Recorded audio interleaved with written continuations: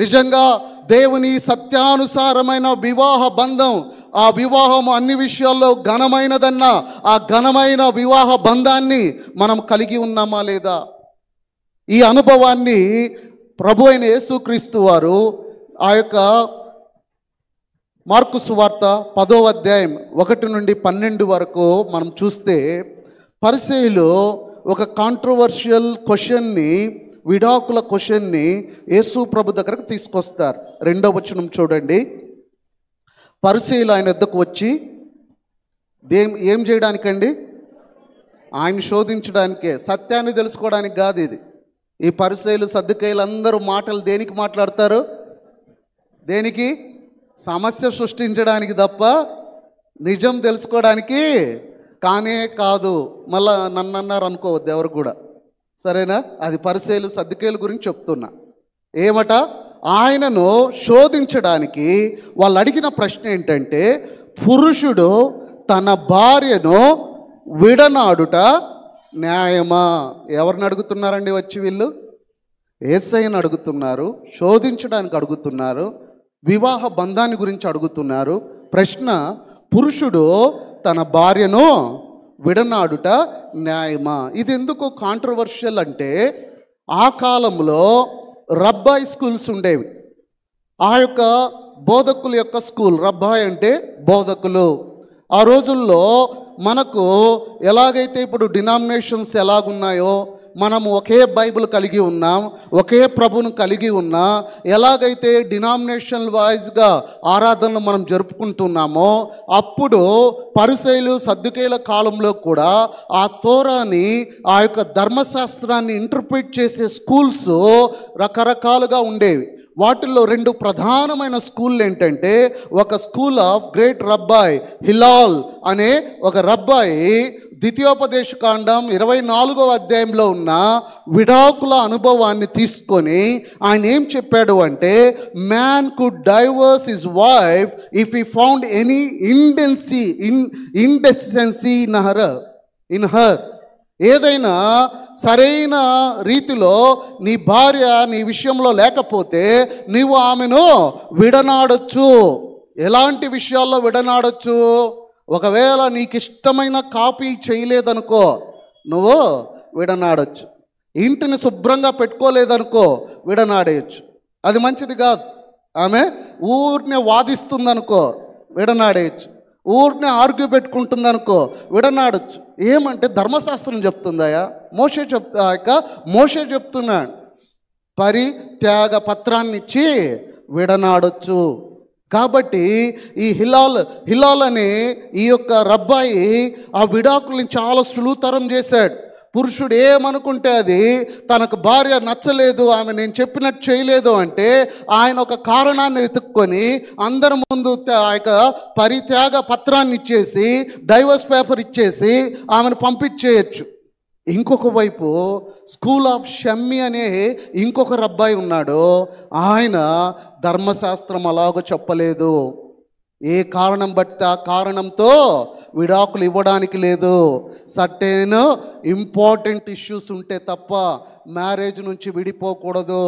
ధర్మశాస్త్రము విడాకుల గురించి అక్కడ చెప్పలేదు. ప్రాపర్ కారణాలు లేకుండా విడాకులు ఇవ్వడానికి లేదు అని ఆ యొక్క స్కూల్ ఆఫ్ షమ్మి ఒకవైపు ఖచ్చితంగా చెప్తూ ఉన్నాడు. ఇప్పుడు సొసైటీ 2 రకాలుగా విడిపోయింది. ఒకడేమో ఒక బోధ ఏమో అదే ధర్మశాస్త్ర బోధలో ఉండి స్కూల్ ఆఫ్ హిలాల్ ఏం చెప్తున్నాడంటే, డైవర్స్ ఈజీగా ఇచ్చేయచ్చు. ఒకవేళ తాను సరిగా లేదంటే, నీ భార్య సరిగా లేదంటే పురుషుడు ఆమెను విడనాడొచ్చు అని. ఇక్కడ షమ్మి అయితే ఖచ్చితమైన కారణం, దేవుని వాక్యం చెప్పే కారణం ఏదైతే ఉందో దాన్ని ప్రూవ్ చేస్తే తప్ప విడాకులు ఇవ్వడానికి లేదు. ఇలా సొసైటీ 2గా స్ప్లిట్ అయినప్పుడు ఈయన ఆ యొక్క యేసు ప్రభు దగ్గరికి క్వశ్చన్ తీసుకురాబడి, ఇప్పుడు ఆయన షమ్మి వైపు నిలబడతాడా, హిలాల్ వైపు నిలబడతాడా? 2 గ్రూపులుగా విడిపోయిన ఆ సొసైటీలో యేసు ప్రభు దగ్గరికి ఈ ప్రశ్న తీసుకురాబడింది. ఇది బ్యాక్గ్రౌండ్, ఈ ప్రశ్న రావడానికి కారణం ఇది బ్యాక్గ్రౌండ్.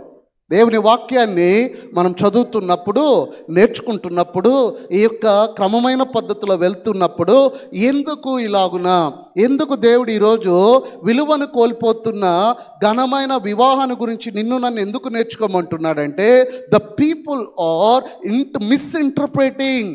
చాలామంది వివాహాలను మిస్ఇంటర్ప్రిట్ చేసుకుంటున్నారు. ఈ యొక్క స్కూల్లో అనేక మంది వాళ్ళ ఇష్టం వచ్చినట్లు వారు వివాహాన్ని వాళ్ళు విడనాడడానికి కారణాలు ఎత్తుక్కుంటూ ఉంటే, ప్రాపర్ వే ఆఫ్ కారణం లేకుండా విడనాడకూడదు అంటే ఈ రెండిటి మధ్య ప్రభు దగ్గరికి సమాధానము తీసుకురాబడింది. ప్రభు దగ్గరికి జవాబు, ఈ ప్రశ్న తీసుకురాబడ్డప్పుడు యేసు ప్రభువారు ఆయన ఈ వివాహ విషయంలో ఉన్న అనేక సమస్యలకు పరిష్కారమే యేసు ప్రభు యొక్క స్పందన. వివాహ విషయంలో భార్యాభర్తల మధ్య ఉన్న బంధం విషయంలో సమస్యలన్నిటికీ పరిష్కారంగా మార్కు సువార్త 10వ అధ్యాయము 2వ వచనము 3వ వచనం నుండి 12వ వచనం వరకు యేసు ప్రభు స్పందిస్తున్నాడు. ప్రతి భర్త జాగ్రత్తగా వినాలి ఈ వాక్యాన్ని, ప్రతి భార్య జాగ్రత్తగా వినాలి, ప్రతి యవన బిడ్డ జాగ్రత్తగా వినాలి. వివాహము సమస్య కోసం సృష్టించింది కాదు. వివాహము గొడవలు పడడానికి సృష్టించింది కాదు. వివాహము ఆ యొక్క భారంగా ఉండడానికి సృష్టించింది కాదు. వివాహము నీకు నాకు మన అవసరాలను తీర్చడానికి సృష్టించబడింది. పవిత్రమైన బంధంగా సృష్టించబడింది, ఘనమైనదిగా సృష్టించబడింది. దాన్ని యేసు ప్రభువారు తన స్పందనలో ఈ ప్రశ్న ఎప్పుడైతే ఆయన ముందు ఉంచబడిందో, ఆ యొక్క సొసైటీ రెండుగా చీలిపోయింది.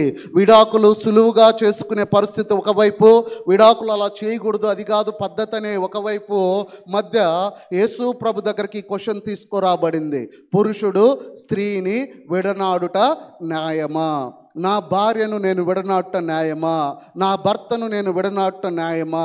నా భర్త నాకు అనుకున్న రీతిగా లేడు, నా భార్య అనుకున్న రీతిగా లేదు, నేను ఏం ఆశించానో అది నా వివాహ బంధంలో లేదు, ఏ విషయంలో నేను పోరాడుతున్నానో అది నాకు జరగడం లేదు, నాకు విలువ లేదు, విలువ లేని చోట నేను బ్రతకలేను, నాకంటూ ఒక గుర్తింపు లేని దగ్గర నేను అమ్మాయినైనా జీవించలేను, ఈరోజు నాకు నేను బ్రతుకుతున్నాను కదా, ఈ వివాహం నాకెందుకు, ఈ యొక్క వివాహం నుండి విడిపోవుట న్యాయమా అని ప్రభువును మనం అడిగితే ఎలా ఆయన స్పందిస్తాడు? నా జీవితంలో నాకు నా భార్యకి సమస్య వచ్చింది, ప్రభువా నా భార్యను నేను విడనాడాలనుకుంటున్నాను, నా భర్త నుండి నేను పారిపోవాలనుకుంటున్నాను, ఈ బంధంలో నేను ఇంకా నిలవము, నా సమస్యలు మాకు అనేకం వచ్చేసాయి, నేను భరించలేని పరిస్థితులు నేను ఎదుర్కొంటున్నాను నా కుటుంబంలో, నేను ఇక ఈ వివాహాన్ని పొందుకోలేను. ద సాడ్ పార్ట్ మనకు చూస్తే 2018 నుండి నాకు వివాహ లైసెన్స్ వచ్చింది. దానికి ముందు కూడా ఒక సేవకుడు బొంత కరుణాకర్ త్యాగరాజు గారి లైసెన్స్ మీద చాలా పెళ్ళిళ్ళు చేశాను, దాదాపుగా 100కు పైగా పెళ్ళిళ్ళు చేశాను. అయితే 2018 నుండి నాకు వివాహ లైసెన్స్ వచ్చిన తర్వాత 72 పెళ్ళిళ్ళు చేశాను. ఇప్పటికి 72 పెళ్ళిళ్ళు చేసినప్పుడు ఆ యొక్క ఫొటోస్ అవన్నీ నా దగ్గర ఉంటాయి. వాటిని నేను చెక్ చేస్తూ ఉన్నప్పుడు ఆయా బిడ్డలందరూ కూడా ఒక మ్యారేజ్ రిజిస్టర్గా, దేవుని సేవకునిగా ఆ వివాహం చేస్తున్నప్పుడు, ఆ వివాహము చేయబడుతున్నప్పుడు ఇట్స్ నాట్ మీన్ ఆ పెళ్ళోళ్ళు అమ్మాయి అబ్బాయి వాళ్ళు డబ్బులు ఇస్తారని కాదు మేము వివాహం చేసేది.